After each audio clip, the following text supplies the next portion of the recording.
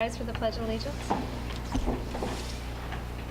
I pledge Allegiance to the flag of the United States of America and to the republic for which it stands, one nation, under God, indivisible, with liberty and justice for all. A moment of silence.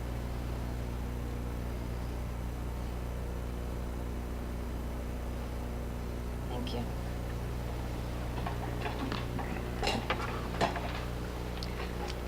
The listing of matters on the agenda are those reasonably anticipated by the chair which may be discussed at the meeting. Not all items listed may in fact be discussed, and other items not listed may also be brought up for discussion to the extent permitted by law. Please note the meeting is being videotaped for cable. So I would first like to introduce our student representative, Ms. Haley Diamond. Thank you so much for coming and joining us tonight. Start with our approval of minutes from the November 14th school committee meeting. Moved. Second. Any discussion? All those in favor? Aye. Thank you. I will note that one of our school committee representatives is out because their child is sick, and the other one is on their way because she's our representative for our North River Collaborative meeting, and their meeting ran late, so she's coming from one to the other, so she will sneak in here at some point. So now we have our favorite part of our meeting is we have a recognition, and Mrs. Spencer and Dr. Oakley, and Mrs. Spencer is going to do some introductions, but we're all coming up for handshakes.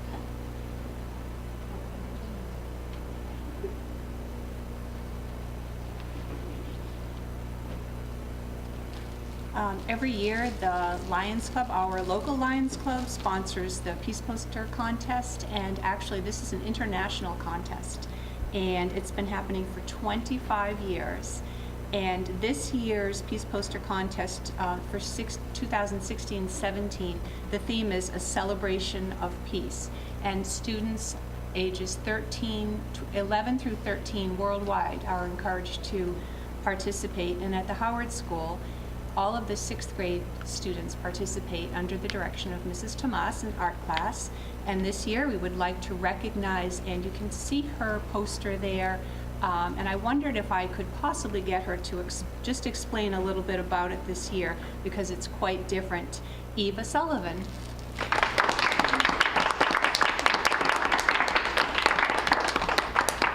Congratulations. Can you just tell us, you have some faces around the edge, and then in the center you have different pictures. Could you step over here for 1 minute to just explain it to us a little bit so that we all understand what we're looking at? Thank you, Eva. It's about everybody in the world can celebrate peace, and it doesn't just have to be one country or two countries. It can be every person in the world. Great job. Thank you.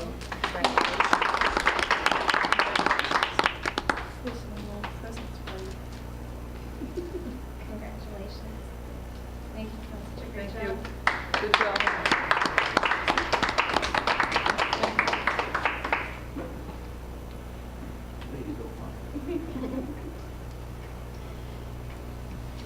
Do you want a photo op in front of the poster, in front of the board? We always have time for photos. Yes. Yes. What's it? Yeah, we can. Mrs. Spencer.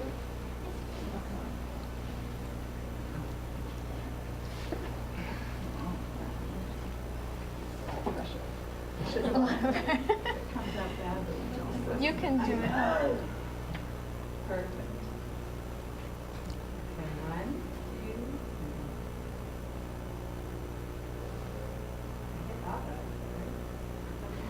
Yeah. I'm smiling like I'm taking other pictures. Excellent. What's your Smiling like I was doing a picture. Exactly. Congratulations, Eva, and we will give you the opportunity to thank you so much for coming, but you may also head home so that you can get back to drawing and other homework and activities. Congratulations. The poster was really nice. I loved it. It's beautiful. Thank you. Thank you. Have a great night. Thank you.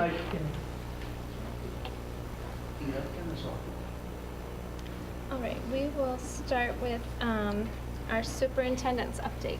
Sure. Okay. Superintendent's update From one side to the other. from Happy Things. I Okay, thought this was over. You should be happy. over? Over. Are you kidding? We've only just begun. Goodness. Well, we just saw the results of all the hard work, and so that's what, you just got to see So someone the district accomplish school and something. accountability audit, you know, is January 9th to 11th is the site visit that members or representatives from the DESE will be coming out to look at our programs. And we did get all of our information, such as our curriculum documents and action plans for assessment and common assessments and all those types of things that they had asked us.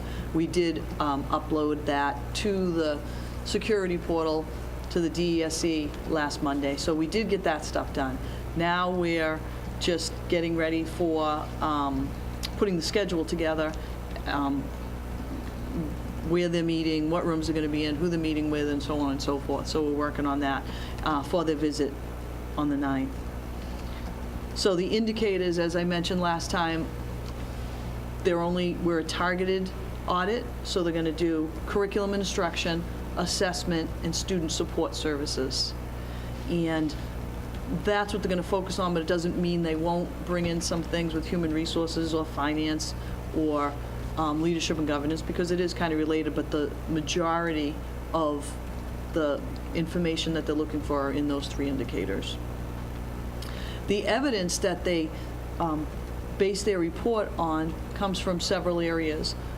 Interviews with administrators, focus groups with teachers that they'll set up after school during that time, focus with instructional leaders from the elementary school and department chairs, focus groups with the school committee, and you already know that you're on the schedule for that, focus groups with parents that have volunteered to come in, and focus groups with high school students. So that's a lot of the interviews, and they'll ask questions pertaining to curriculum instruction, assessment, and student support services. One of the biggest pieces that they get their evidence from is classroom observations. So they've asked us to give them teacher schedules for all the buildings, and they will go into as many classrooms as possible over those 3 days for 20-minute increments, and they have an instructional inventory that they basically check off. Does this teacher have learning objectives that are related to the content that day? Do they see engagement? Do they differentiate instruction to the needs of all students? And so on and so forth. So they then take that, and in the report will write based on what they saw at the high school. They saw this. The middle school will be separate, and the elementary schools will be lumped together, and they'll be separate. So they get a lot of their information from the classroom observation. So they'll be spending a lot of time doing that over the 3 days. And then the third piece of evidence is all the paperwork and documents that we sent into them. And they may ask for things that they didn't think of, or they hear about a good program or something that's a little bit different, and they would ask us for that information during that time. So it is a busy schedule. It's a busy 3 days, and Mrs. Hanscom has been Dr. Hanscom has been putting the schedule together with the liaison chair from the committee that's coming. I believe she said it was a committee of 5. She said that, yes. And do you want to speak a little bit about the schedule? Yeah, do I have to go up? Yeah. No, I don't want to speak. Too late. Dr. Oakley actually referenced pretty much all that's in the schedule, so they're coming that Monday. They're going to have an orientation meeting with the admins, and then they go right into looking at the personnel files and the evaluations that we've done, and interviewing on the 3 standards. So the first day, there's standard interviews that are administrators who are in them, and the second day is when they have the instructional team leaders and the department heads. They also do an interview with just the principals to look at curriculum and instruction from their perspective. And then what they've told me is that the classroom observations are absolutely where they get the most of their evidence from. And there are large chunks of time that they'll be in buildings. The way that they do it is that the day that they come, they will give us their schedule of when they're going to be in which buildings. We won't know that ahead of time. And then once they go into the buildings, they're on their own. So let's say 2 people go to Howard, they check in at the office, and then they split up and just go. We don't know where, no one's going with them, and they do their thing. They're looking primarily at English language arts, mathematics, and science, though. That's what they want to see. And then special education and ELL as well. And then we've got our focus groups and parent groups and school committee, and thank you all for signing up. They did not expect all of you to do that, so we're very grateful that you want to speak on our, on the school's behalf. Not surprised, but grateful.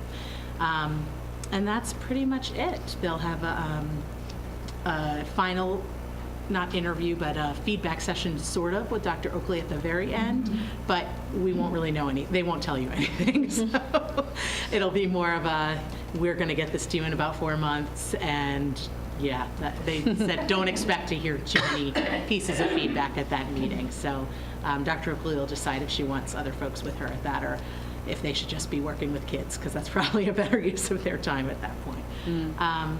Yeah, so it's still a work in progress. The other piece with the schedule is I hope tomorrow, I'm waiting on a couple of pieces to come to me from folks at the buildings. I hope to get it out to our chairperson by tomorrow, and then I can give it to people, but she said to remind everyone that it is literally a draft until the day they walk in. They may change it at that time. Good times. Excellent. Any questions on the schedule? Okay. Thanks. Thank you.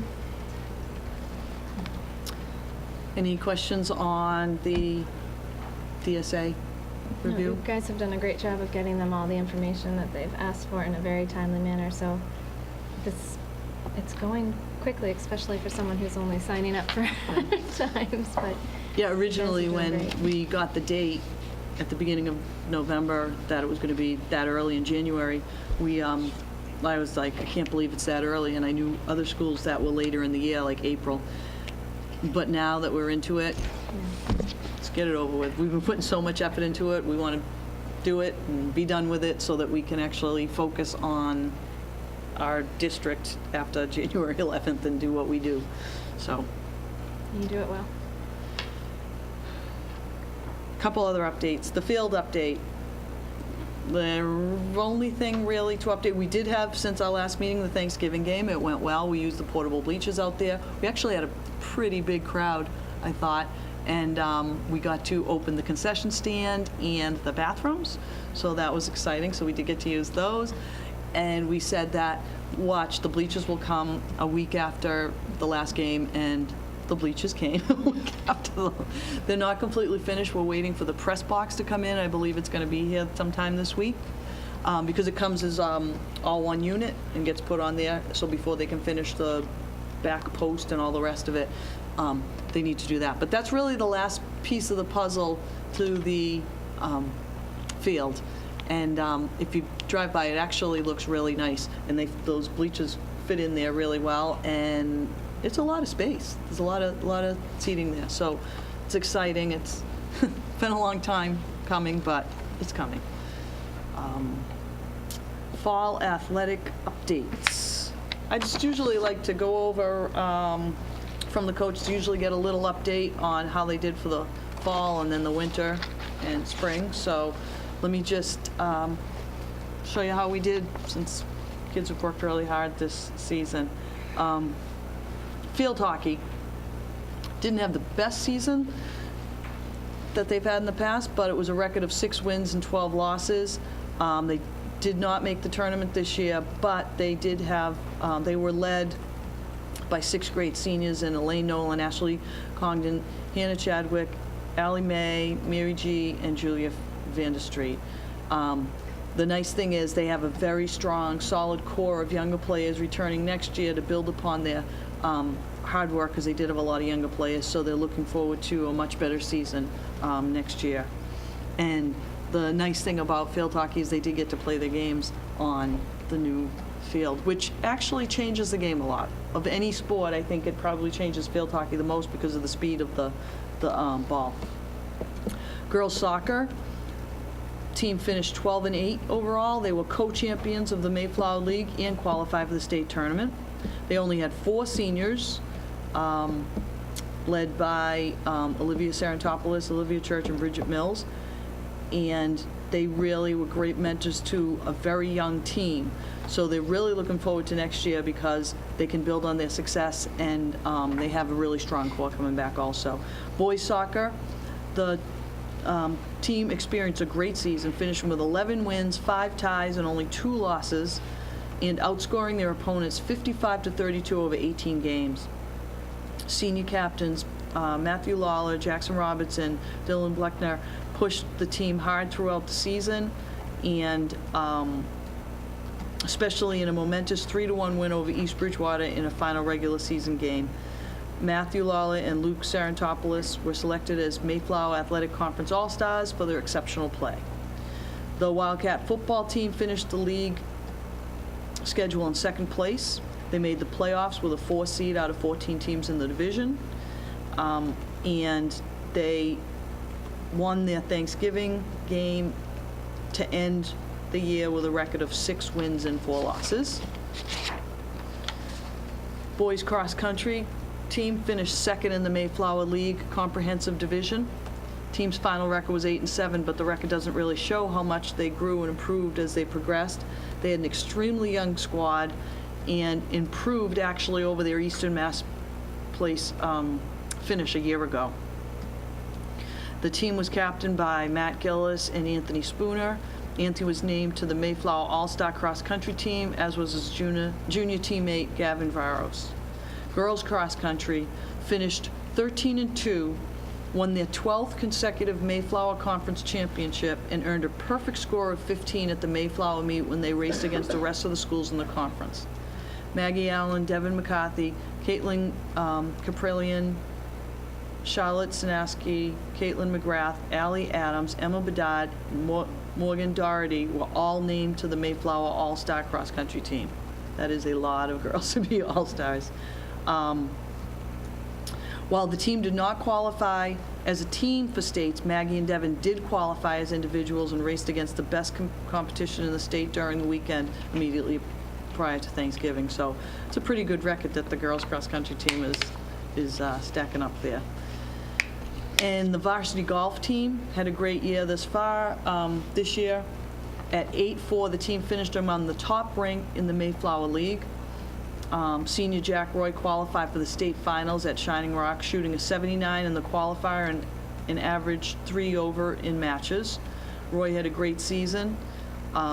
Freshman Tucker Gulbrandts has averaged around 2 over in matches and won the Mayflower Athletic Conference All-League Tournament, shooting a 74, being the low medalist as a freshman. So I think he's got a good future. But even though they did not win the league, making it to the states was a big success. The next few years could look bright for the Wildcats as the improvement continues. And that is it. So overall, did very well. We have another update about the Costa Rica exchange.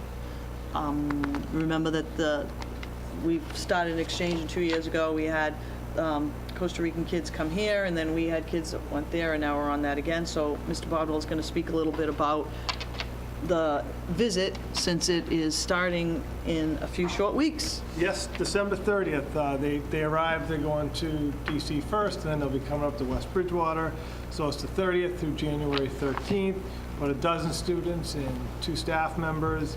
The kids are very excited. The family seem to be very excited. We've met with all the kids and talked about our expectations for them when they're up here and what they should be doing. And they've got a ton of things planned as they have in the past. It's things such as the highlight will start right out with the snow tubing. They're excited to go to Wachusett Mountain. They'll be taking a tour of West Bridgewater. They'll be going to New York City over the first weekend they're here. There's some optional trips to the Providence Bruins games and Sky Zone. They'll be going up to Boston to the Freedom Trail, the aquarium. They'll be doing some ice skating in Boston. and the welcome and the farewell parties along the way. So it should be a lot of fun. It's great for our students and staff to see them come, and it's really been a wonderful experience so far. I don't know, I wonder what they'll be more excited about, the tour of New York City or the tour of West Bridgewater. Well, I tell you, Mr. Nanopoulos does quite a good job. I'm sure he does. He's not only known in Costa Rica, but in France as well. The French kids spoke very highly of him, so he's quite a celebrity. He does do a good job. Should be a great time. Thank you. And my last update, I think this was in your packet, but the November issue of American School and University Magazine came out, and it was the architectural portfolio. They have a bunch of different types of awards that schools win, and it can be for a full building, or it can be for just parts of a building or different parts of a design. And I'm proud to say that West Bridgewater Middle Senior High School won for outstanding design for a combined level school building. So Yay. that's exciting. Go us. And it does go on in the magazine to talk about how the school was built to have a collegiate feel with a flexible furniture and an environment, and that it does that, and it gives a lot of freedom and places for kids to collaborate and do other activities, but also because of the way it's set up, it extends so that these spaces will be useful in the future. So congratulations to us. And it featured the staircase that's unique. Yes, it did. This is the first building because they've since designed it in some other buildings now. Flansburgh I don't think Flansburgh's done another Google staircase, but we're pretty unique. I mean, when I people did come see in, it. honestly, when people come in from other buildings or just other places it really, when you walk into the cafeteria, it seems regular, and then when you look, and then you look up, and you go up to the Cyber Cafe, I mean, it really does have a presence about it. And then when you go into the auditorium music area, and then, Jen, you see that it's all on one side, that whole community space, I think is really just kind of, every single person that comes in has said, just feels like a college campus center, and that really was our goal from the visioning sessions, is what we wanted, so very happy. And it's being used in how we imagined it would be used. So that's the nice thing. So That's excellent. it was a long time coming, but we did it. Okay. Okay, great. So we have some business to go over. We have 3 field trips. So our first field trip is going to be presented by Mr. Bodwell for middle senior high school boys and girls basketball teams to attend Providence College. And this is They'll be heading down to Providence on Saturday. They'll be going to the game, I believe it's at noon, against Wagner University.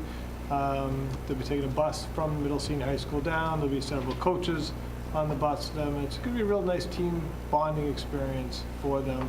We have middle schoolers all the way up to our varsity players attending. So we're looking for your permission to head down to the basketball game. okay. And this is a voting issue because we're taking them out of state. Mm-hmm. Okay. And it's the first time that we've done this field trip. Can I get a motion to approve them going to Providence College for a game? Moved as presented. All right, and second? Second. Any questions or discussion? All those in favor? Aye. Thank you. Thank you. And are you going to I'll stay stay for the for next the- one? Okay.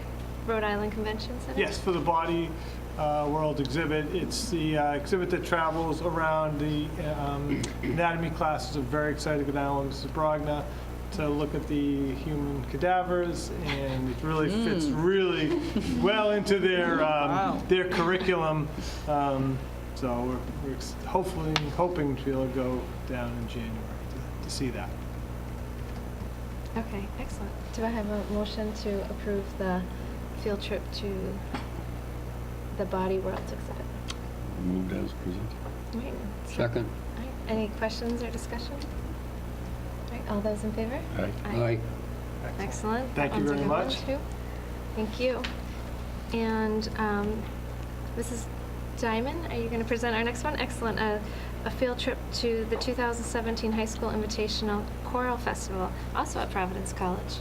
Yes, Providence College is very busy. Yeah, It is. that's excellent. On February 3rd, they're having an invitational choral festival, and we have been invited. It's very similar to the festival that we did in Hartford last year, but when I asked the students which one they would rather do, they decided that they would prefer a little shorter bus ride than the one to Hartford. So I'm here to ask your permission if we can go on February 3rd. Excellent. Can I get a motion to approve the field trip to the Invitational Choral Festival? Moved as presented. Second? Excellent. Any questions or discussion? I just have, how many, like, is this just high school? Is it middle, senior high school? How many kids are you For us, it taking? is 7 through 12 because that is what our chorus is. At other times, last year when we went, we were the only ones that had middle schoolers, but I had asked them about that, and where our chorus is combined, our 7th and 8th graders are welcome as well. So how many kids are you taking, you think? I could take up to 40, but I don't think that they'll all go. I'm hoping to Okay. get at least 25 to 30. Well, that would be nice. It's a nice trip. All those in favor? Aye. Aye. Excellent. Good luck.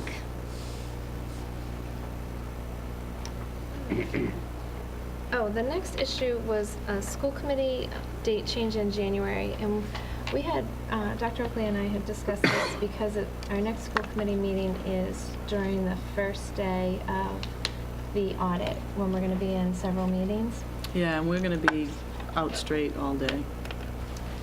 The only problem is, when we looked at the schedule, or when I looked at the schedule after that, is the following 2 Mondays we have Martin Luther King Day, and then we have a CPAC meeting the Monday after that.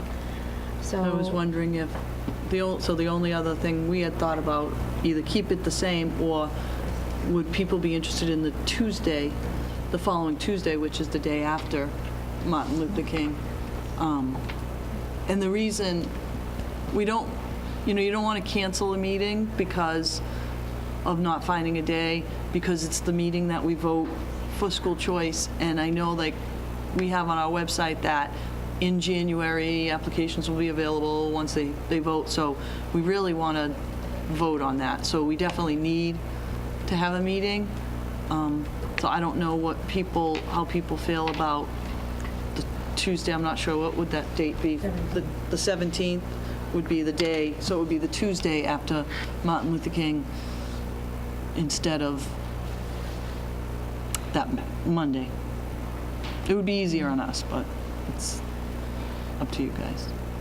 It's fine with me. to do the Tuesday. It's okay with me. I actually didn't look at that day. Let me look before I say.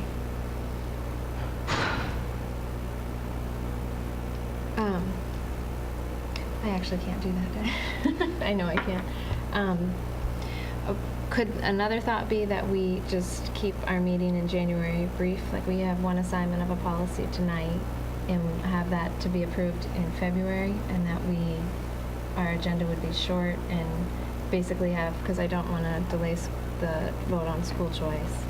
So we basically have school choice and do a short meeting, or we can do the meeting without me on the 17th also. Not when it's school choice, we probably need everyone for that vote. That's a big vote. And you never know who's going to show up or not show up. Yeah, I think, And the one time we plan on having a meeting that... yeah. That's a big policy thing. Based on what we've had in the past, this time we'll have, 10 different sets of parents showing up and Yeah. voice their opinion. So I think it's best that we do it, what was the date, 17th? Oh, the 17th she can't, so the 9th, I think she's saying. The 9th I thought was an issue because of everything else that's going on. Well, it is, I mean, it's just, we're going to be in meetings all day, and it was just kind of crazy, but, You can't, you never know what you're going to have for warrants, and you never know as policies go. I mean, Well, we can control policies. The one thing we can't control is if people want to come and speak about school choice, and that is their right. We can't. Exactly. So there's potential that we could be here. I mean, I don't, what about January 23rd? Is that, We have CPAC here. Yeah, there's a meeting. But that's at 6. It's at 6. yeah, but you go longer than a half hour. It's an hour and a half. Yeah. I don't run them anymore, so I used to make it shorter.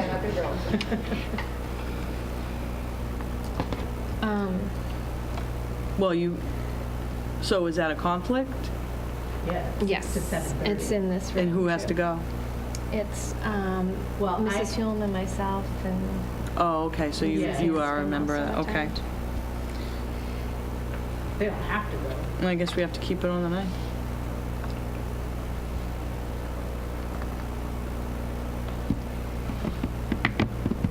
We don't have school on the 2nd, do we? No. Well, if we keep it on the 9th and the policy that we assign tonight, we assign that for the February meeting, then our business in January, if it can be something that can be discussed in February, we'll put it on the February agenda. And so we'll attempt to keep our January agenda to the school choice and make it a productive yet concise agenda. Does that, I apologize, I can't do the other date. All right, so we're sticking with our next meeting on January 9th. So the next thing under business is, so we'll make this for something that we discussed in February, and that's a proposal for the MASC policy manual. So in your packet for tonight was the information from the Massachusetts Association of School Committees. So what it is, it's the MASC offers a service where they will work with the school committee to take all of the policy manuals from all the schools' manuals along with all of our policies and review them and make sure that they are in compliance with the laws and work along with us to put it all together. And there's a fee for this. So what I would like everyone to do is take an opportunity to look at this, kind of think about it, and we'll discuss it. We can discuss it a little bit tonight, but also to put this on the agenda for February to discuss if it's something that we want to move forward with. It's something that, Or we can although- vote on it that time. Yeah, we can vote on it and discuss it in February. It is something that I think would be a benefit for our committee because it is a thorough review of the policies along with what we've already done, but also anything that's changed over the years to make sure that it's compliant with those laws. They also meld it together with our student handbooks, our student parent handbooks for each of the buildings. And in addition to that, for another additional cost, it can all be put online for us so that it can be shared not only with amongst ourselves, but with our community so that they can have the policies at their fingertips easily and the handbooks and those things. So the biggest cost would be in the first fiscal year, which would be anywhere from $3,500 to $7,000, and then costs in the second and third year of about $3,500, and then going forward, it's a cost of about $950. Yeah, and we could I believe we can spread that money out over longer years, too. If we desire. Right. Okay. So any initial discussion on or questions about when in the proposal it does talk about the money, how there's that savings if you sign up for both the policy manual development and the online at the same time, that it looks as though it'd be cheaper. But it's a little deceiving. It's not cheaper overall. It is the one portion, they give you a discount on it, but there's a cost for the second part too. There's a cost for the online, which I think our policies are great and that we've done a wonderful job. I would definitely feel reassured if they were reviewed and made sure that they're compliant and consistent across the board with our other things. That would be something that I think would be worth doing. So, Mrs. Smith, is this 10.5 not a good number? It is. If we just had them do the policy manual development, so that would just be they would work with us and review all of our policies and meld them all together with all of our handbooks. And they would give it back to us in basically in kind of like a paper format. It wouldn't necessarily be a paper format, but they would give us the files. And we could basically operate like we are today, and that's the 10,500. The second piece is that they put it together in an electronic format that you would have it right on your website and you would be able to access the policies, the handbooks, and They host your policy book, and then anytime something new comes out or down from the state, a new law, they fix it For how and long? update it.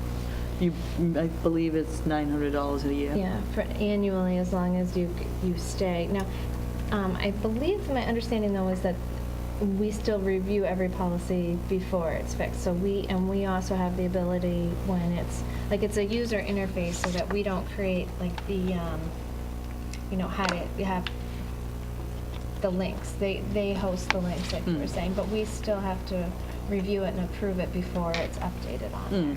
But they kind of They just hosted it like a host for it. and lead the discussion on this was, here's the red line of what needs to change due to the law, and then we'd bring it here and say, this is all we want to change because that's what it says in the law, or we need to adjust it based on, what the law is and what works in our district, per se. And even though, if you go for this, if the MASC does this alignment of policies and laws and stuff, really a subcommittee of the school committee helps them with it. You're involved in it. It's not that, they don't just take it and do it for, because there's some things that are unique to our district that we may want to keep in and stuff. So they do want a subcommittee of the school committee of policy to work with them. Yeah, they start with our policies and handbooks. It's not like we purchase this and then they hand us a policy and handbook. They start with all the work that we've done Because there's some already. policies that are unique to us that we want to keep. Right, like a parking fee policy or something that some, other schools wouldn't have. So, any other questions about it before we?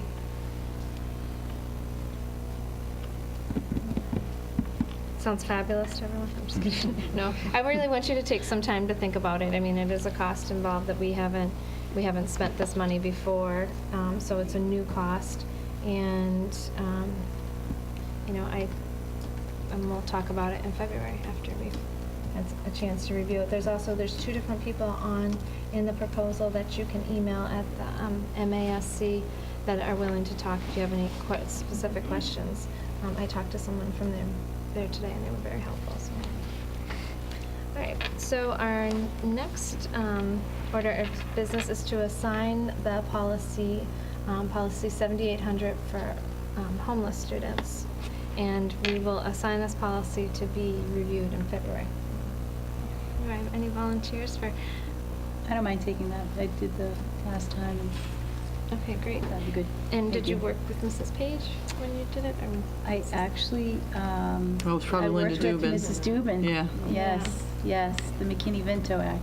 Yeah, so Yes. now it's Mrs. Page. Now it's Mrs. Page. Excellent. I'm Okay, sure she'll be great. happy that I took this. All right, great. Thank you, Mrs. Sullivan.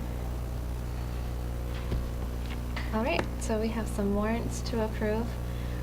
The first warrant, number 25A, dated December 15th, 2016, for $416,338.46 is going to be done by a roll call vote. So can I get a motion to approve that warrant? Moved. Second?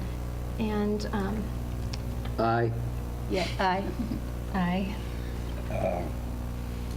Recuse. Nailed it. All right. So 3 in favor and 1 recused. I couldn't think of it. I couldn't think. All right, since that was so easy, we're going to take the next 4 warrants and put them together.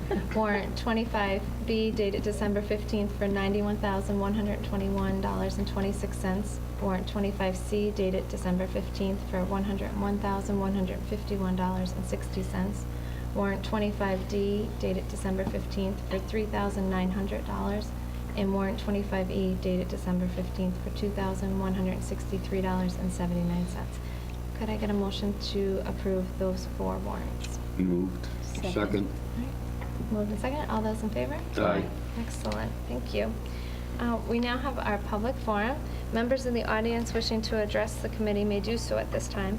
Audience members are reminded that personnel issues or issues that would violate student confidentiality cannot be addressed during the public forum.